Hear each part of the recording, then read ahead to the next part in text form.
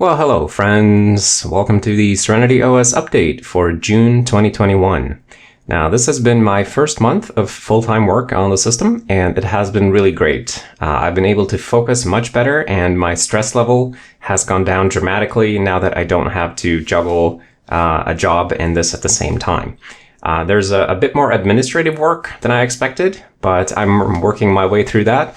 And either way, this really is a dream come true for me. And if I'm honest, it doesn't feel entirely real yet, but we'll see.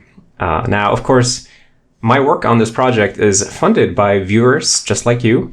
And if you would like to help me continue doing this, then you can support me on GitHub sponsors, Patreon, or PayPal. I have links to those services in the video description. And as always, a massive thank you to everybody who is supporting me and making this possible. So let's talk about June. So after the extremely high pace that we saw last month with over 20 pull requests per day getting merged, things have finally calmed down a little bit. And now we're at a comfortable 18 pull requests per day for June. It seems a bit more stable somehow, even though it's not that much different. And if you've been following this channel, you know I started building a bytecode VM for JavaScript, for the JavaScript engine this month. And I released it as sort of a Netflix season of videos. And after the initial shock, I did get a lot of good feedback. And it seems like people really liked it. It was really well received. And I'm happy to see that, of course, and we'll definitely try the format again in the future. But after working on the bytecode VM for a while and other people helping out, I realized that we have too many correctness issues in the JavaScript engine to really be able to build a good bytecode. So I decided to put the bytecode project on hold until we can get a handle on all of these correctness issues. And on the topic of JavaScript correctness, I have invited Linus to give us an update on LibJS. All right, so let's talk about LibJS development for the past month in Serenity. It's been an incredibly busy month in that area for a very cool and quite simple reason. And that is we got a Test262 runner up and working earlier this month. And in case you're not familiar, Test262 is the official ECMAScript conformance test suite. All the existing, well, most of the existing spec features and all of the new ones that they continue to add are in there and tested quite extensively. I think it's currently a total of 40,000 something tests.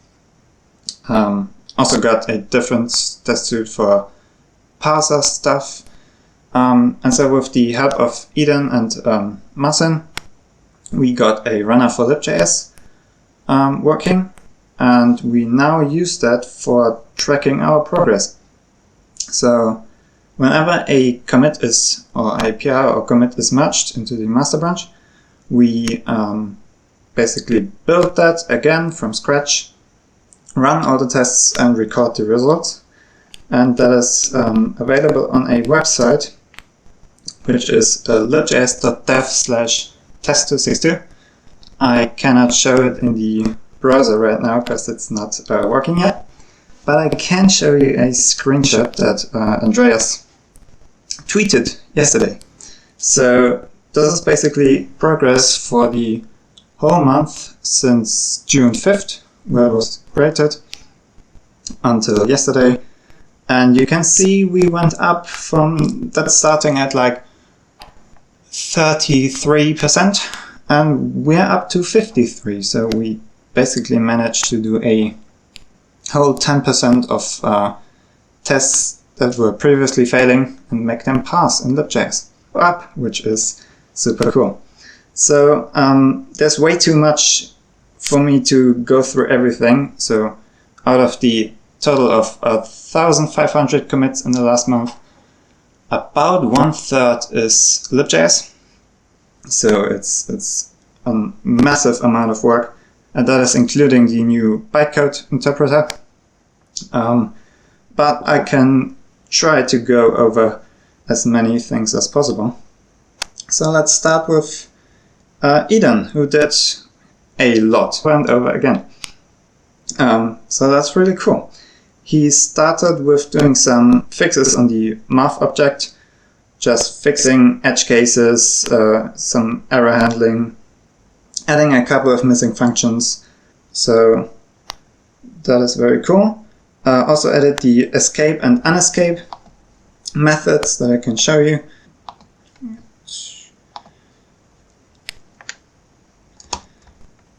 Yes. Right, so escape, and then some string like foo ampersand. Then you will see that the spaces and ampersand are percent encoded.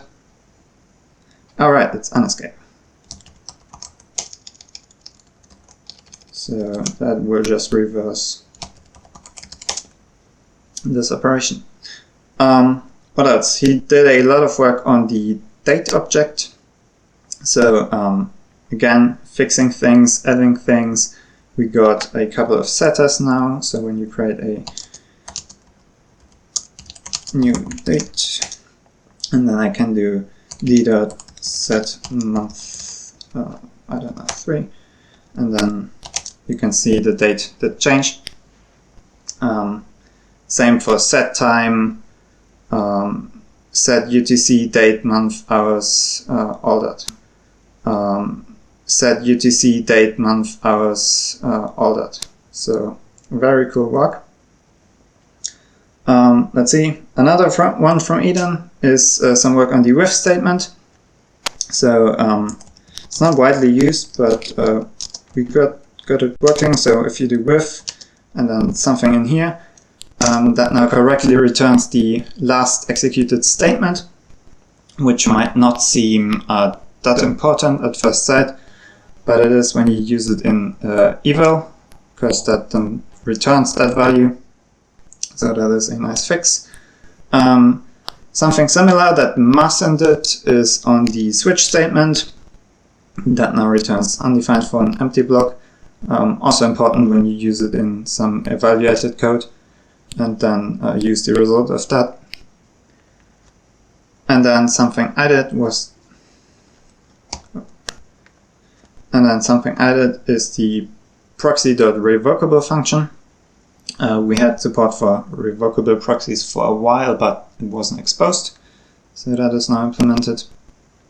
And then Eden went ahead and implemented pretty much all of the missing built-in objects. So except for atomics, I don't think there's anything left to do on that front. So it's just missing methods now. So absolutely amazing work on that. So it's too much to demo it all, but it's the set object, the map object, the weak set object, weak map, weak ref, and finalization registry, data view. This was really, really cool to see them all just coming in like that day after day. Another one is the aggregate error that you might be familiar with. So for a normal error, you would just pass in a string, but for aggregate error, you can pass in a list of other objects or errors or whatever. So you can say foo bar aggregate error. Some new object methods. So we got object.assign and object.fromEntries. So you can now do object.assign, and that sets multiple objects and will merge them. So you can say like foo equals 1 and bar equals 2, and then you get an object with them merged. Something that I really like is a change in the big int literal syntax. So big Int 1, 2, 3, 4, and then if you do a n at the end, it's a big Int literal and not just a regular number. And that now supports hexadecimal, octal, and binary literals. So you can say 0b11n, and that will get you a big Int of 3. All right, there was a lot of work on the array built-in object this month. David did a lot of changes, so making a bunch of the methods generic, which means that if you use it on a non-array object that has some numeric properties and a length, then it still works as expected. Also implemented some missing, like entries and flat maps, so you can do like 1, 2, 3 entries. Can't see it right now, but that's giving you an iterator that you can use on array.from and array. Yeah, so you can see pairs of keys and values. David. What else? Ali did work on generators and yield this month, so that's one of the few things that's only implemented in the bytecode interpreter. So that I can't demo right now because it's not running here, but it definitely helped the syntax, the parser tests to pass a lot more, because obviously the parser was updated to support that. Well,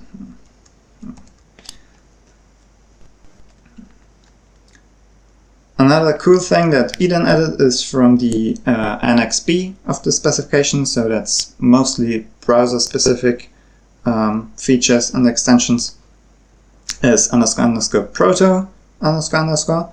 So that is an alternative way of getting the prototype of an object. So you can say P and O. So now we get an object O with the prototype object P, and now we can either say object.getPrototype of O is P, or we can say O __ proto is also P with the NXB, as I said. Then some work on the typed array. So we got a bunch of new missing methods this month. We had basic typed array support already, but not very much on the prototype. So great work by Luke and Eden. They added join, toString, and what else? Entries, values, keys, sum, for each, find index, and so on. So functions that you might know from the regular array, but also are available on typed arrays. So we got all of those now. Some long-standing issue that was fixed is how object lookups like this are treated in regards to numeric literals. So we would previously accept this with spaces as the same as this, which is not correct. So that is now fixed by GitHub user Synak and again David, who both worked on making this correct.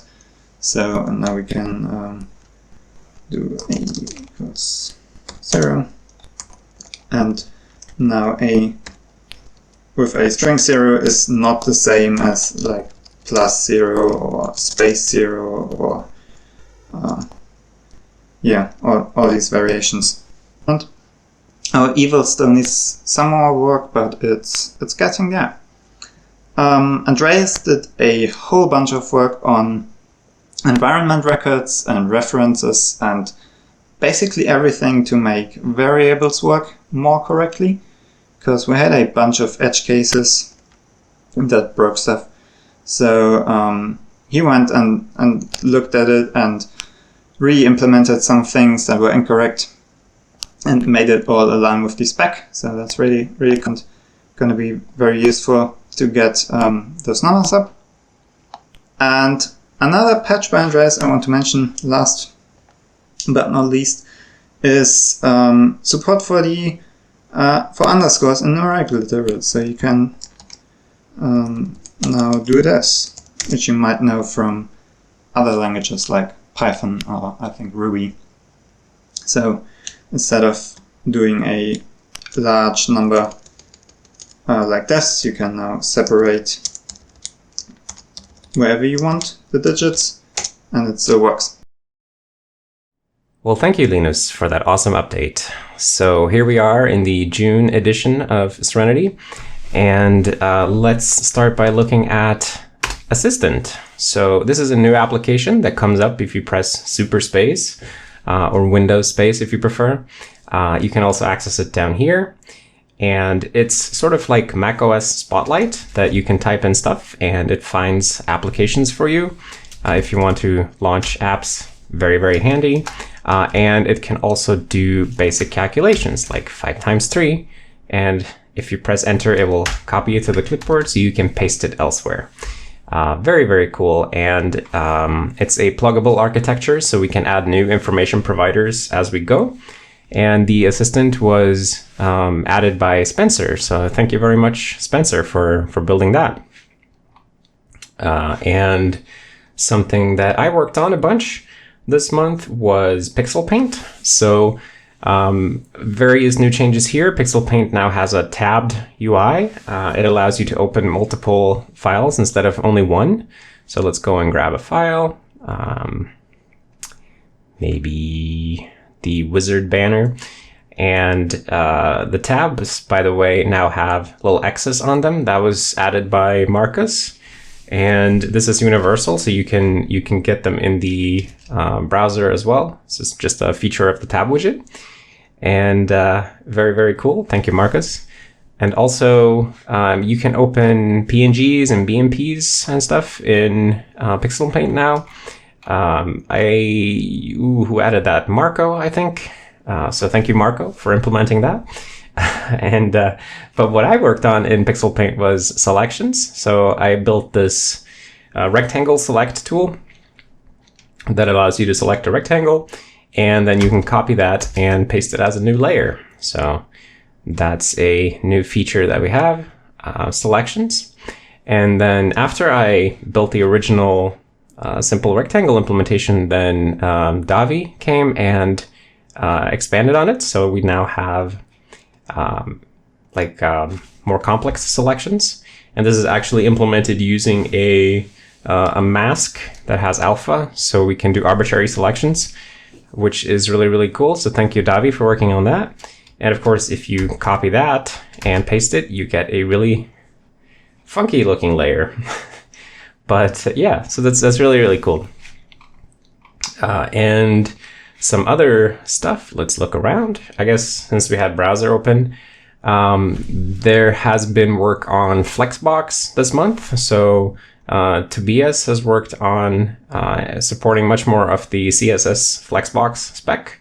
Here is one of his tests. So thank you very much, Tobias, for working on that. And other stuff in libweb, I don't recall, but we did see some new browser stuff, like you can edit the homepage here, set homepage URL.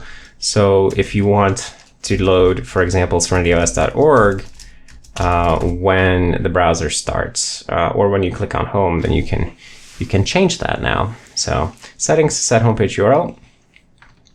And another thing, by the way, that we now support alternate shortcuts. So for example, something like reload, many people are used to pressing F5 instead of Control R. But I think almost all browsers support both F5 and Control R. And to support that, we now also have a concept of alternate shortcuts. So here, even though it only says Control R, F5 is now a secret alternate shortcut for reload. And we also have F6 to focus the location bar, same as Control L. And alternate shortcuts is a system-wide feature, so it was added by Atos. So thank you, Atos, for implementing that. I just remembered something. Another libweb feature that I like very, very much. So for example, if we open a page here that has some JavaScript on it, we now have not only HTML syntax highlighting, but also nested JavaScript syntax highlighting for scripts inside HTML. So this is very, very cool. This was added by Ali, and here we see a WebSocket crash, but let's not care about that right now. It was just a test page crashing. But very, very cool work by Ali. So we now, if you have JS inside HTML, we can now syntax highlight the JS correctly. Super nice. Okay, so let's look at something else. Let's look at Hack Studio. So bringing up our favorite IDE. This month, work on libcpp, the C++ parsing and comprehension library, continues. Itamar is just plugging away at making it better and better at understanding C++. So I know some stuff that went in this month was access control specifiers for classes. So now it recognizes public and private members and stuff like that. I think it also knows about constructors and destructors. These are not so easy to show, but I just wanted to mention them. And in terms of UI, there's one new feature, which is if you put a to-do hello there somewhere in your code, then there's a to-do widget here that keeps track of all of your to-dos. And this was added by Federico. So thank you, Federico, for working on that. Okay, so I think that's Hack Studio. Then, in the terminal, there's bright color support now. So if you are very astute about visual changes, maybe you'll notice that the terminal now supports bright colors and the prompt is a little bit brighter than it used to be. This is one of many terminal emulation improvements that Daniel has implemented. And Daniel has also worked on various like VT420 escape sequences and scrolling performance and just all around like improving libVT, which is our terminal emulation library. And then actually my personal favorite of all the terminal improvements this month is let's generate a bunch of output. So now we have line wrapping when you resize the terminal. That's very cool. It actually came about in a very funny way. This is Ali who implemented this, by the way, so thank you, Ali. It came about because I brought up the subject of features that you wish a magical fairy would show up and implement. And I mentioned this as my feature that I wished a random magical fairy would show up and implement line wrapping automatically in the terminal. And Ali went and fulfilled my magical fairy wish. So thank you, Ali. It's very awesome. I love it. Because now you don't have to lose stuff just because you resize the terminal. Previously, it would just disappear. Like it would get cut off and it's gone forever. So that's pretty cool. And by the way, since I don't want to forget, there's also a new IMAP library. So IMAP, the email protocol, which is implemented by Kyle. I think there's a test program for it. We don't have a GUI yet to talk to email servers, but we do have the beginnings of a capable IMAP implementation. So that's very cool. Thank you, Kyle, for taking the initiative. And then let's see what we have. I think in the last video, I advertised that I thought that the Hearts game was a bit too it was a bit too stupid and it was letting me win too much. So Gunnar went and improved the Hearts AI, and it's now a bit smarter. So thank you, Gunnar, for that. I haven't played enough this month to know if it's smart enough, but I do appreciate the effort on making it smarter. And on the subject of games, we also now have a Spider implementation. So it's another classic solitaire game, and or patience game, maybe it's called. This one was implemented by, I have it written down somewhere. Who made this game? It was Jamie, yes. And it's not one I'm super familiar with personally, but it's nice to have more card games. And what else did we get? Oh, there was one more game. There was the Flappy Bug game, right? So obviously a variant of the classic Flappy Bird game. We now have our own Ladybug themed Flappy Bug. This was implemented by Mim. So thank you, Mim, for Flappy Bug. I think my favorite thing about this game is the Flappy Bug herself. Very, very cute. Okay, so random other stuff. Password. If you want to change your password, you now have to actually prove that you're you by providing your current password. Previously, it would only ask you for a new one, but now it actually asks you for the current one. So that was added by Brandon, and I think that's a great little piece of polish. So very good. And our backtrace utility, or backtraces in general, have improved actually. So if we grab a backtrace or something, like, I don't know, we have a text editor in the background. So let's grab a backtrace for PID39. Or maybe that was not the best one. pgrep terminal. Oh, we don't have pgrep. We should build a pgrep. Oh, maybe I have a zombie terminal dead in the background. Ignoring that,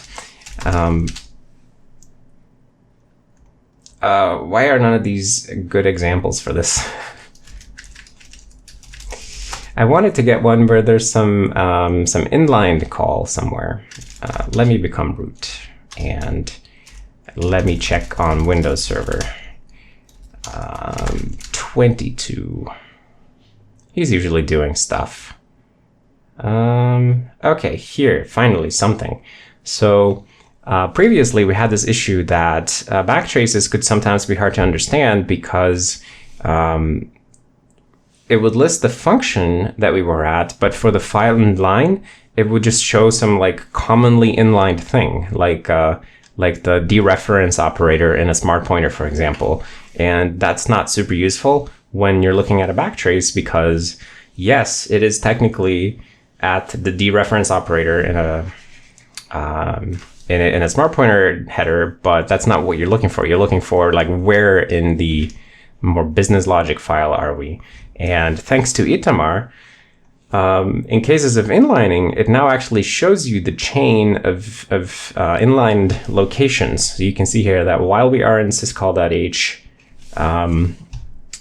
line 29, that's what they would originally say. We got there via a call, an inline call in time CPP at line 371. So this is new. And I just love this. This is so nice because it used to be such a pain that even though you had a backtrace, it was still not super useful. So super cool feature. And some other like random goodness. We now have a FLAC audio codec implemented by Linus, which is really cool. I don't have a FLAC to play for you, but we support FLACs. And we now have a sysfs, which has been added by Liav. It's a way for the kernel to expose more stuff about the various hardware things in the system and device buses and stuff like that. And we also have more work on USB. I don't have any USB devices connected, but Jesse has added an LSUSB tool, and a USB enumeration support. So that's cool, nice progress. And then in the kernel land, there's been a bunch of work on more like out of memory conditions handling. So Brian has been pushing forward on that. And we're sort of discovering new patterns and idioms for dealing with low memory conditions in the kernel. So it's very, very nice. And let's see, there are like all kinds of little things that have been going on this month. There's been work on libSQL continues, actually, the database engine. So Jan has picked that up now and is building a storage layer for it, which we have merged. So we're on our way to getting a basic SQL database for the system. It's going to be very, very useful for all kinds of stuff. And we have a video codec support coming in. I think Hunter has been working on a VP9 codec, so we've been merging some of that. It's still not enough that I can play you a video, but it is progress.